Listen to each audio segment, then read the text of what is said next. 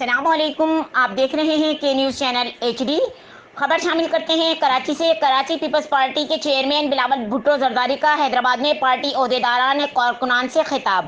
کراچی سے ہمارے نمائندے کی رپورٹ کے مطابق کراچی کو سندھ سے علیحدہ کرنے کی سوچ ایک خطرناک سازش ہے۔ Bilawal Bhutto Zardari N F C کے باوجود صوبوں کو وسائل نہیں دیے گئے، پی پی پی کی قیادت کو بلا جواز جیلوں میں بند کر دیا گیا ہے۔ کارکنان سیاسی سرگرمیاں جاری رکھیں، کارکنان عوام کے خوشی اور غمی میں شرکت کو بھی جاری رکھیں۔